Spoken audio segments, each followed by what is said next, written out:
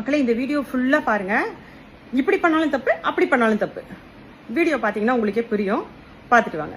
Pass பண்ணிட்டு இருக்கீங்க இல்லங்க, ஒரு விஷயத்த நான் கேக்குறேன். என்ன அவர் என்ன பண்ணிட்டாருன்னு நீங்க பாஸ் பண்ணிட்டு இருக்கீங்க? பாத்தீங்களா, இப்ப என்ன பண்ணிட்டாருன்னு அரெஸ்ட் பண்ண இருக்கிறீங்க. ஒரு வீடியோ தானே போட்டாரு, அதுக்காக அரெஸ்ட் பண்ணுவீங்களா அப்படின்னு சொல்லி பேசியிருக்காங்க.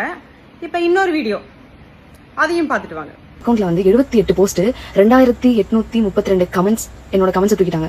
எனக்கு புரியல. சரி, நான் பொய்யான டேட்டா கொடுத்திருந்தேன் அப்படின்னா நீங்க நான் கேஸ் போட்டு அரெஸ்ட் பண்ணிக்கலாமே, இல்ல என் மேல ஏதாவது ஆக்ஷன் எடுத்துக்கலாமே. அதை ஏன் தூக்குறீங்க? எனக்கு புரிய மாட்டேங்குது. பாத்தீங்களா மக்களே, ஃபர்ஸ்ட் வீடியோல ஏன் அரெஸ்ட் பண்ண வந்தீங்க, செகண்ட் வீடியோல ஏன் அரெஸ்ட் பண்ணிருக்கலாமே. முதல்ல நான் உங்களுக்கு சொல்றேன், நீங்க கிளியரா ஒரு முடிவுக்கு வாங்க. உங்களை அரெஸ்ட் பண்ணணுமா இல்ல உங்க ஐடியா தூக்கணுமான்னு. ஏன்னா உங்களுக்கே முதல்ல தெரியல. அதுக்கப்புறம் வந்து கவர்மெண்ட்டுக்கு, சிஎம்க்கு, இருக்கிற அமைச்சர்களுக்கு எல்லாம் அட்வைஸ் பண்ணலாம். அதுக்கப்புறம் எங்க அம்மா என்ன பண்றாங்கன்னா, இவங்களுக்காக நம்ம ஒரு வீடியோ போட்டோம். இவங்க இருக்கிறவங்க எல்லாத்தையும் வீடியோ போடுவாங்க, அவ்வளவு கேவலமா போடுவாங்க. ஆனா அவங்களுக்காக நம்ம தப்பான வார்த்தைகள் எதுவுமே யூஸ் பண்றது கிடையாது. நீங்களே பாக்குறீங்க. வீடியோ போட்டோம்னா அவங்களோட கமெண்ட்ஸ், என்னோட கமெண்ட் செக்ஷன்ல வந்து அவங்க எப்படி கமெண்ட்ஸ் பண்ணிருக்காங்க, அவங்களோட டீசன்ஸ் எப்படி இருக்குதுன்னு பாத்துட்டு வாங்க.